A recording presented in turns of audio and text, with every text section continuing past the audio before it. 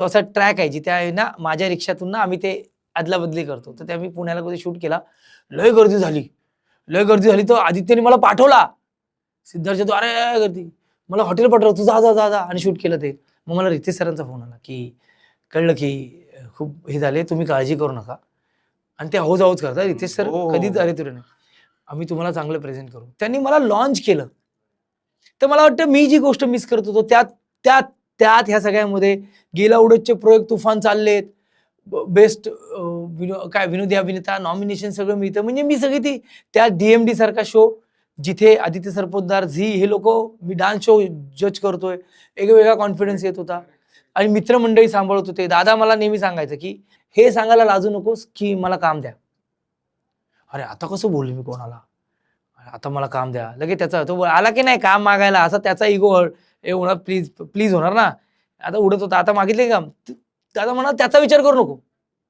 त्याचा ego please होतोय की त्याला जेन्युइन वाटतं की सिद्धार्थ तुला काम आहे. पण जोपर्यंत तू बोलत नाहीस की मला कामाची गरज आहे, तोपर्यंत लोकांना कसं कळणार. मडमध्ये एक वेटरचा रोल होता तिसऱ्या डोळामध्ये. मला दादा बोलला एक एक ब्लॅक पॅन्ट व्हाईट शर्ट घेऊन ट्रेनने मग बसने मडला गेला होतास ना, 9च्या शिपला 7ला गेला होतास ना. तेव्हा असं वाटलं अरे मी कशाला करू, असं वाटलं होतं का. परत तीच अवस्था आहे. काही लोक त्याच्यात माझं काय नाही झालं, अरे काय सांगू मित्र तुला, अरे असं झालं, मग त्याचं कसं झालं, ह्याच्यात राहतात. तुला त्याच्यात राहायचंय की व्यायाम कर. लोकांना दिसणं नाही आवडत तुझं. चल आपण म्हणूया तुझं दिसणं नाही आवडत की एक दाजे कसे आहेत. अजून असं लोक म्हणतात नाही आता काही लोक असतात त्यांना म्हणायचे, त्यांना म्हणतात. पण तू पर्सनॅलिटी प्रेझेंट कर ना.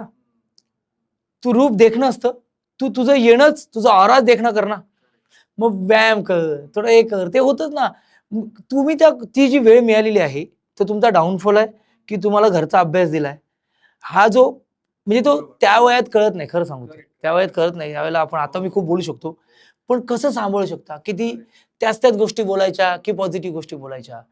तुम्हाला आता एखाद्या गोष्टीबद्दल सांग, अरे ते मस्त आहे, ते चांगलं आहे, त्यातलं चांगलं बघूया. करेक्ट. वाईट बघायला आहे एक गोष्ट लोक ठेवली, बघितले याला काय खायचं, अरे पण त्यातही काहीतरी असेल, कुणीतरी एफर्ट टाकले असेल, तर त्या झोनला मी असतो.